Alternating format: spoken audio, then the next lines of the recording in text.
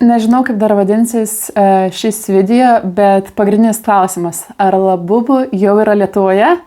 Tai trumpas atsakymas – ne, teks jūs nuvilti. Ir kodėl, nors matot tiek reklamų ir visko, sužinosit maždaug į video galą, kai paaiškinsiu apie lietuviškasias apgavystės, ar tiesiog padirbinius. Tai va, bet pradėkim nuo pradžių. Tai kas tas Labubu? Tai yra vienas iš The Monsters kolekcijos personažų, sukurtas Honkongo menininko Ka Seng Lung. Ir jis yra pagristas kaip ir skandinaviška mitologija, tokio trolio, kuris imdavo daiktus, tie daiktai aišku dingdavo, palikdavo ne toje vietoje.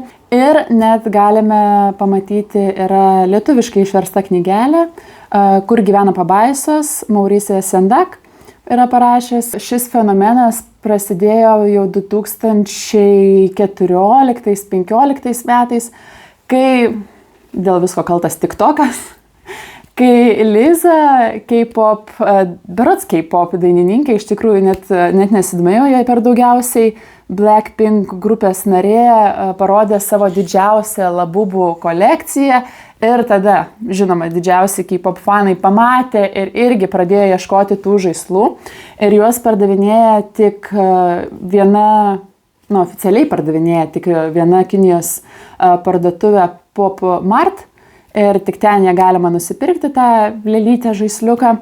Tada pamatė, kad kai kurios garsenybės nešiojasi ant savo rankinuko tą Labubu prikabintą, tai Rihanna, Dua Lipa ir dar daugelis kitų. Ir tada užsisuko visas traukinys, kai visiems prireikė. Ir didžiausios eilės prie parduotuvių, visur, visi tik ieško, kur galima įsigyti šį žaisliuką. Tai kodėl tokia manija ir kuo jis ypatingas? Iš tikrųjų atrodo, net nežinau, ar meiliai, ar kraupiai. Iš pat pradžių gal nelabai patinka, bet kuo daugiau į jį žiūri, tuo jis darosi kaip ir mielesnis. Žinot, kai būna ten, nežinau, kokie mieli dalykai ir taip norisi paniurkyti, ten pačiupinėti viską. Tai man atrodo, kad būtent toks efektas ir iš to žaisliuko Labubu simbolizuoja kažkokį tai statusą. Taip, dabar visi pamišę dėl šio žaisliuko ir jeigu tu jį turi, iš kur gavai, sugebėjai jį gauti, daug įdėjai darbo, mokėjai pinigus už tai. Na ir ką turi visi, tą turi turėti ir tu, ar ne? Ir dabar jeigu žiūrit boomeriai ar vyresnio amžiaus žmonės ir čia sako, oi kokia nesąmonė, čia anksčiau taip nebūdavo. Tai būdavo, bent jau atsimenu, gūdžiaisiais 90-ųjų pabaigoje ar 2000-aisiais buvo tie furbis, neturėjau tokio ir neturėjau noro jį turėti, nes nemačiau reklamų apie tai, bet atsimenu, tikrai buvo ant bangos. Ir dar tokie troliai, kurių irgi plaukai eina taip į viršų, tokie spalvoti tokie plaukai visokie. Tai irgi buvo jų banga, tai dabar atėjo Labubu banga. Ir žmonės, ką daro influenceriai, jie reklamuoja prabangias prekes, ten rankinės, drabužiai ir ten prabangos prekes, ar ne? Ir paprastas žmogus tikrai negali to įpirkti, nes tos prekės kainuoja po $1000–2000 ir dar daugiau. Tai paprastam žmogui tai yra neprieinama. Tačiau Labubu, kurį naudoja ar kaip nešioja garsenybės influenceriai, yra prieinama visiems. Tai automatiškai tu irgi to nori, nes tu gali tai sau leisti, ką leidžia garsenybės. Tai dar dėl to žmonės jį nori įsigyti. Prie labai daug ko prisideda ir angliškai vadinasi scarcity market, kai sukeliama tokia, ne išgastis, bet kai yra ribotas tiražas ir tu būtinai nori įsigyti kuo greičiau, nes tas daiktas gali tiesiog pradingti iš rinkos. Pavyzdžiui, išleidžia 3000 tų žaisliukų ir tu turi būtinai būti tas vienas iš 3000, nes tai labai ribotas tiražas ir jį išgraibsto labai greit. Tai automatiškai vėl žmonės nori įsigyti ir turėti būtent tą ribotą leidimą. Ir vėlgi, dar galima prieiti prie lažybų, nes čia grinai yra neoficialios lažybos. Tas jausmas lažybų, kai tu laimi kažką. Nes labubu būna įpakuoti tokiuose dėžutėse stačiakampėse ir tu nežinai, ką gausi. Tu absoliučiai nežinai. Pavyzdžiui, pasiimi dėžutę, ten yra kokie, neatsimenu dabar, 9 ar 10 galimų žaisliukų ir tu, pavyzdžiui, nori tik tais kokio žalsvo. Nu, bet pasiimi dėžutę, nusiperki ir atidarai. Ir tas dopamino efektas, kai tu atidarinėjai, man atrodo, kartais būna net didesnis nei gavus tą žaisliuką, tiesiog jį išpakavus ir pamačius, koks jis yra. Nes tas laukimas, tas visas excitement, toks, kai tu jaudinasi dėl to, ką tu ištrauksi ir galbūt tai bus būtent tas žaisliukas, kokį tu norėjai. Tai va, ir ištrauki, pavyzdžiui, kokį geltoną, nors norėjai žalio. Nu ir ką, gal kažkiek džiaugiesi, bet didelė tikimybė, kad tu eisi dar kartą arba už kartą nusipirksi dėžę tų žaisliukų, nes pardavinėja, man atrodo, ir po 6 dėžutės vienoje.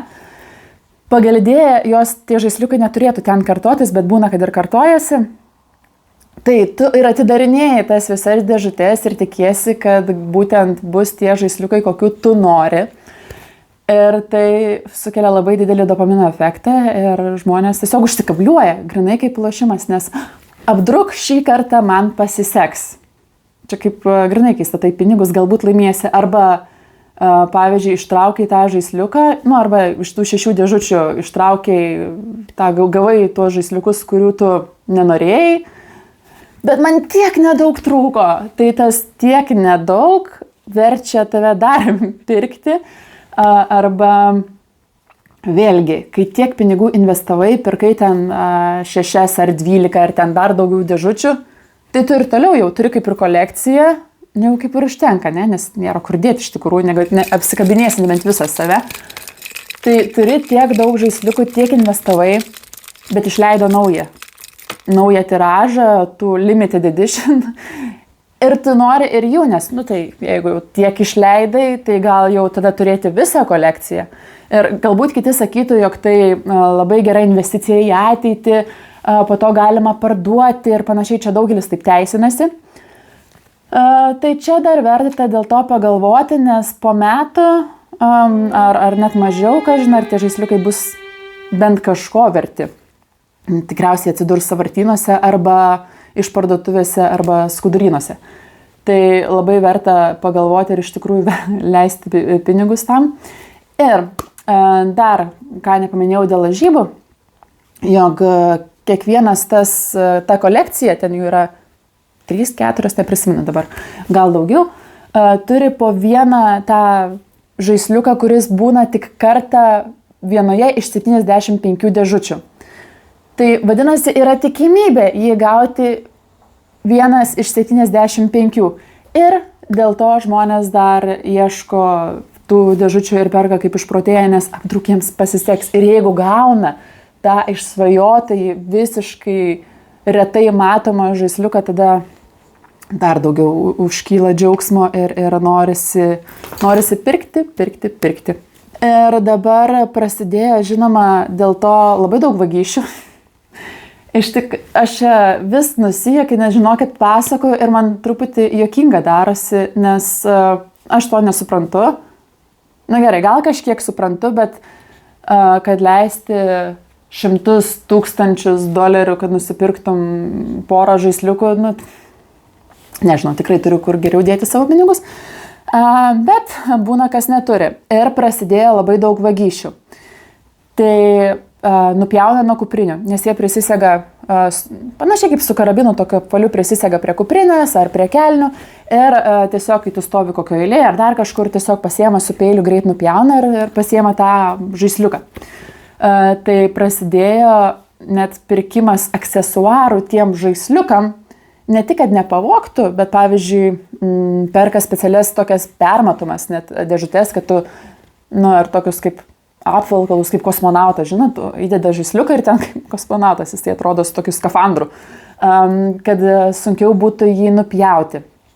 Po to ten specialiai prisega su kokiais 3 sagtukais, kad taip lengvai nenukabintų. Net mačiau TikToką, jog pavogė iš mašinos, išdaužė langą ir pavogė iš mašinos, kur buvo jie prikabinti ant veidrodėlio. Tai tiesiog žmonės net vykdo nusikaltimus. Šiaip vagystė yra nusikaltimas, net daiktų gadinimas, tai pjovimas, tų šnurelių, visko. Bet langą dėl to mašinos išdauž. Man čia tiesiog. Ir tai prasidėjo tų aksesuarų pirkimas ir atsirado drabužėliai. Labubų drabužėliai tokie maži. Taip pat visokie grandinėlės, tašytės labubų. Po to net labubų turi savo labubų.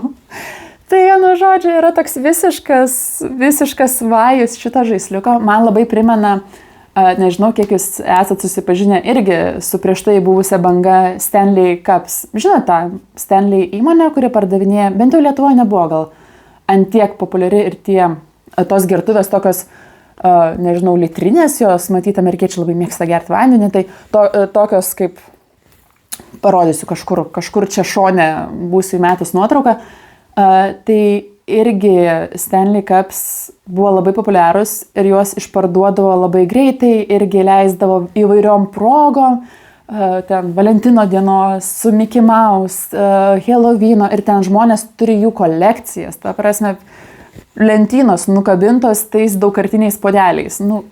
Irgi vartotojiškumo pikas. Ir irgi prasidėjo aksesuarai tiem puodeliam. Tai dėtuvė tam puodeliui, pakabukai visokie, šiaudeliai skirtingi, ant tų šiaudelių uždėti kažką tenai, po to aplinkui dėti, kad tu maistą galėtum susikrauti ant gertuvės. Ta prasme, tu eisi ir viską valgys ir gersi. Neįsivaizduoju. Tai čia man dabar primena labai šią situaciją, kai vienas daiktas pakeitė kitą, tai iš pradžių buvo Stanley Cups, tada labubų. Tai žiūrėsim, sakau, kiek truks šita banga. Ir kur galima nusipirkti? Tai prieš tai minėjau apie PopMart. Tai yra parduotuvės ir žmonės ten, žinokit, laukia nuo vidurnakčio. Net renkasi ir laukia, kol atidarys. Ir būna laukia po 12 valandų, po 9 valandas, tiesiog žmonės stovi eilėje lauke ir laukia, kol galės nusipirkti. Ir būna, kad parduoda, pavyzdžiui, specialiai tik po 1 dėžutę, net ne po daugiau, kad užtektų daugiau žmonių, nes jeigu ateisi pirmas, viską nupirksi, tai nieko nebeliks kitiem, kurie laukia ten 10 valandų už tavęs. Arba net būna duoda lapelius su numeriais, katras po katro eina, nes susidaro tokios spūstys, ten užkerta vieni kitus, ten tada susistumdo, net policija atvažiuoja dėl to. Tai truputį išprotėjimas ir tada dar yra tie aparatai. Pas mus juose pardavinėja ten gėrimus, batonėlius. Esu mačius ir knygomatai, kur knygas galima pasiimti iš bibliotekos. O ten yra tokie irgi vending machines, tokie aparatai. Ir būna juos irgi ten papildo, nežinau, ar kartą dienoje, ar kada, bet irgi žmonės laukia ir stovi. Ir yra labai daug atvejų, aišku, ten niekas nežiūri, ar kiek tu perki. Tai atsistoja tas pirmas žmogus ir jisai nuperka absoliučiai visus, nes po to spėkit, ką veikia, perparduoda. Ir tada perparduoda nebe po $30, ar ten 20, dabar nebeatsimenu, kiek kainuoja, priklausomai matyti kur. Ir tada pardavinėja po 2, 3 brangiau. Dabar, man atrodo, galima rasti ir už $1000. Tai priklausomai, kur ieškosi. Tai va, kainos tada kyla 2, 3 ir žinoma, jeigu viską išperka, nebelieka kitam. Tada kitas vėl turi kažkur kitur eiti ir laukti ir ten žmonės, sakau, ir susimuša. Ir atsirado dar taip pat TikToko parduotuvėse. Yra oficiali tam PopMart TikToko matyt paskyra ir jie ten daro laivą. Irgi laivas vyksta ten nuo ryto iki vidurnakčio ir kažkokiu momentu jie random įkelia, pavyzdžiui, ten 2 labubų prekes. Ir tada žmonės tiesiog kartais iš tikrųjų sėdi ten 12 valandų live klauso ir laukia, kada įkels tą prekę ir jie galės ją nusipirkti. Bet aišku, turi elgtis labai greitai, turi jau būti suvedęs savo kortelės duomenis, nes jeigu tu pramiegosi, neįvesi taip greitai kaip kitas, tai vadinasi, tu prekės tos vėl negausi. Žinokit, čia visa strategija turi būti, jeigu nori nusipirkti tą žaisliuką. Ir dabar prieėmė pagaliau prie Lietuvos. Tai nežinau, ar aš pažiūrėjau per daug labubų video, ar kas man čia pasidarė, tai man dabar meta, aišku, daug reklamų, dar daugiau video apie tai ir tiesiog. Ir meta tik tokią parduotuvę, kuri tiesiog tik tokią reklamą užsidėjo, nes jie neturi savo TikToko paskyros, nes neturi jokių video. Tiesiog reklamą jų meta ir žinoma, jie lietuvišką parduotuvę, kažkaip labubų, gal nesakysiu pilno pavadinimo parduotuvės, nes dar vėliau apie juos pakalbėsiu. Tai jie naudoja nesavus video.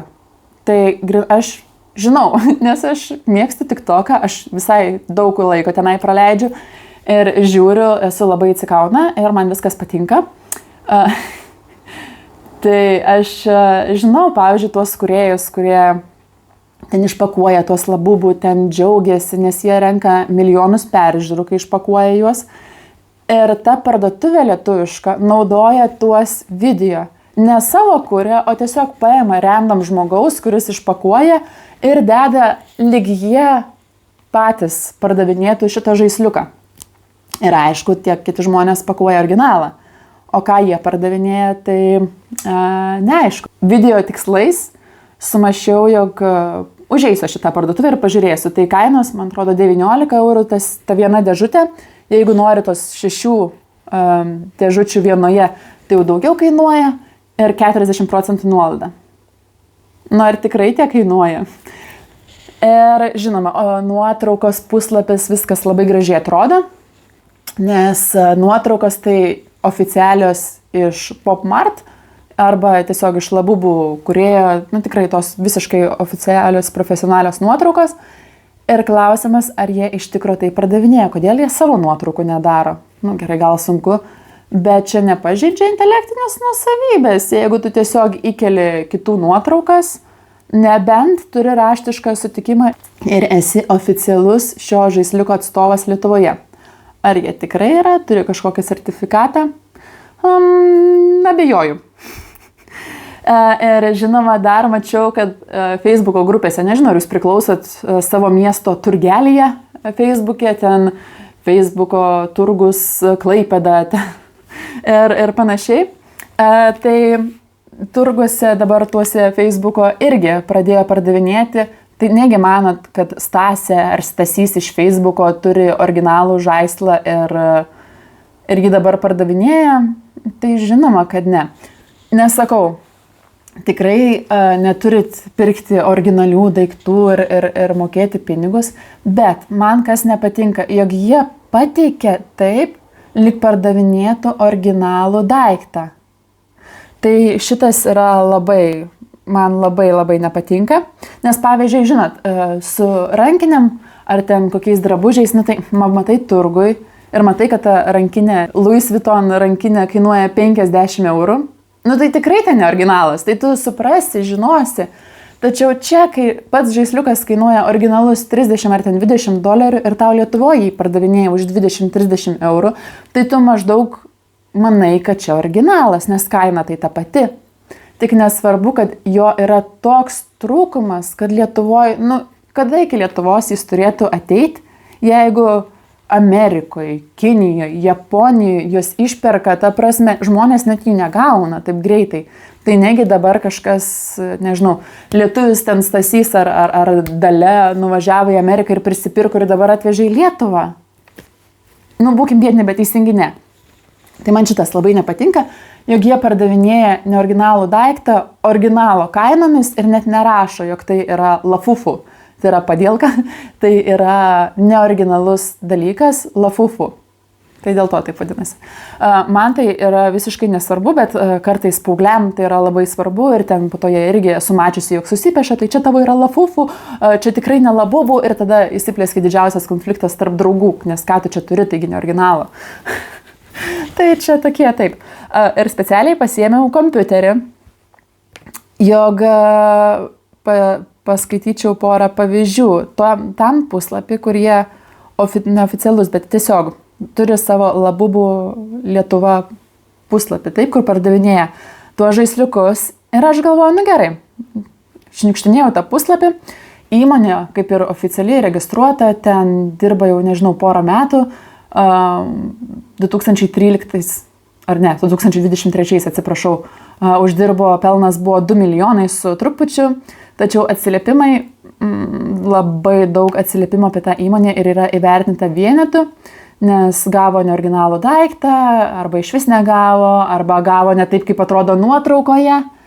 Manau, daug ką pasako ir yra visiškai naujų atsiliepimų, tai yra šių metų. Nu, kaip jau pusę metų praėjo, bet vis tiek. Šių metų atsiliepimų. Ir yra dar jų puslapyje, ten, kur pardavinėja Labubu, taip pat yra atsiliepimai iš pirkėjų. Aš moku naudotis Google Images.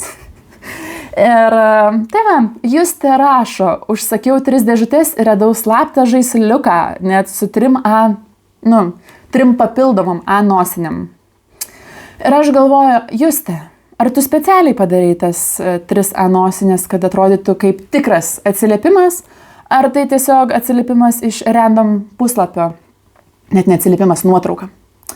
Tada Julija teigia, tiesiog dievinu juos. Ar Julija naudojasi tuo pačiu ir eBay ir kelia tam pat irgi savo nuotrauką? Abejoju. O gal eBay'us vagia nuotraukas iš mūsų lietuviško Labubu puslapio? Verta pagalvoti. Tada Gusta rašo, spalvos gyvenime dar ryškesnės ir mielesnės su širdute.